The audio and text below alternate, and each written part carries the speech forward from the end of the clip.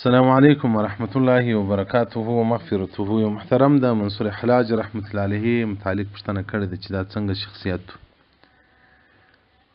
منصور ډیر معروف و معلوم شخصیت دی چې په دار کړول سو، خو د دې متعلق لکه ابن کثیر او دغه رنګه ابن تیمیه او صاحب د تاریخ بغداد هغه چې کومه رایه ده یا کوم تحقیق دی هغه د منلو وړ نه دی، ځکه هغه علما وو چې د طریقت سره اړخ نه درلود دی. خو د ده متعلق غوث العظم شیخ عبدالقادر جیلاني رحمت الله علیه وایي منصور په یو تکلیف کې وولیدی، خو که زه په هغه زمانه کې وایي د دې تکلیف څه به مې ژغورلی وایي. او دغه رنګه مولانا عبدالوهاب شعراني رحمت الله علیه مبارک د ده متعلق ډېر پوره وضاحت ورکړی دی.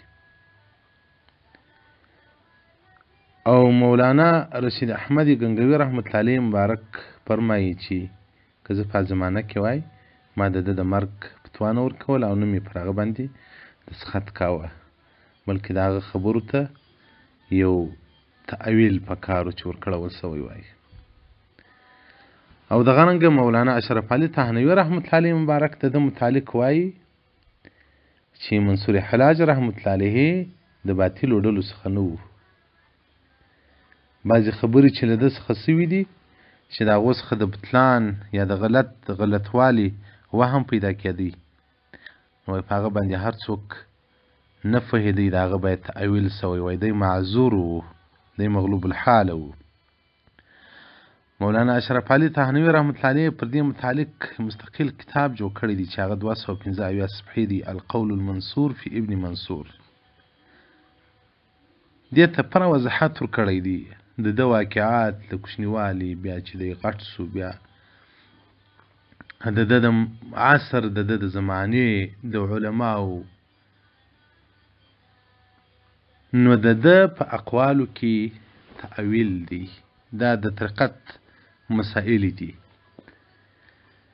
د دې ښکاره مثال دا دی چې د ابو هریره رضی الله عنه مبارک څخه یو روایت دی، ده ویلی دی وحفظت من رسول الله صلی الله علیه وسلم، وایي ما د رسول الله صلی الله علیه وسلم څخه 2 لوښي علم یاد کړل، ومې ساتل.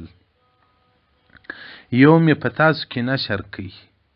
ملک رحمت الله علیه وایي وهو علم الظاهر من الاحکام.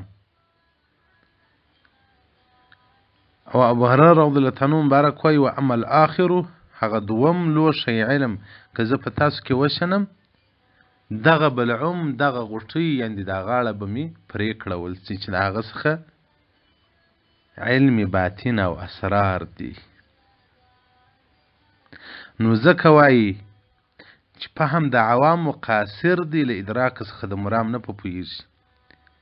او دغه رنګه د کلام څخه د صوفیاو د اهل تصوف له خبرو څخه د خلکو د ډیرو علماو فکرونه قاصر دي، نه پوهېږي. نو ځکه وایي صدور الاحرار قبور الاسرار، سینې د احرارو هغه د اسرارو قبرونه دي، اسرار کې پراته دي.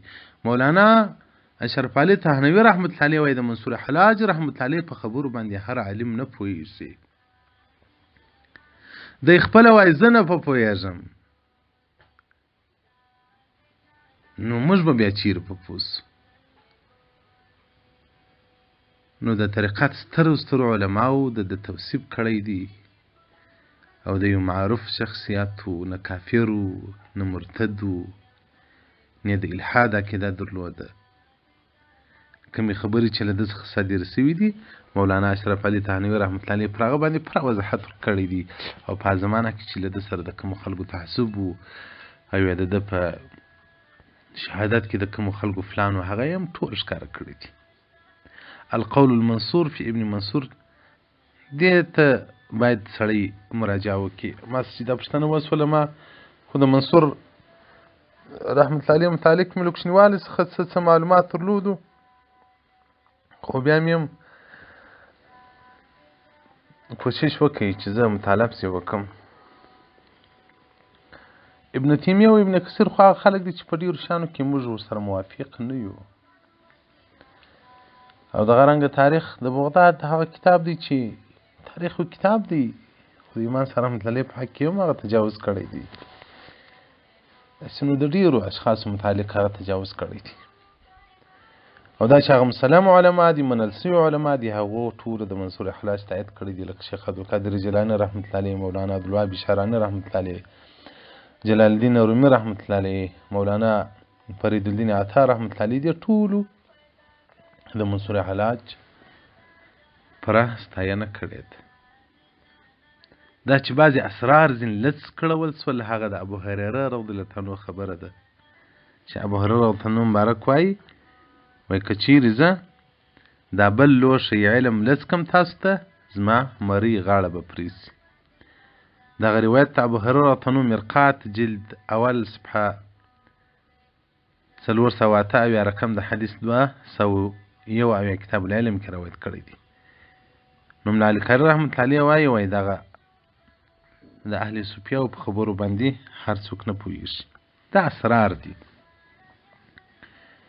نو د منصور حلاج رحمت الله علیه متعلق بس دغه عقیده په کار ده، لکه مولانا اشرف علي تانوي رحمت الله علیه چې راته وایي چې هغه یو ولي الله شخصیت و، د الله دوست و، دا چې بعضې اسرار ځینې لڅ کړول سول او هغه سبب د ده د شهادت سول له دنیا څخه،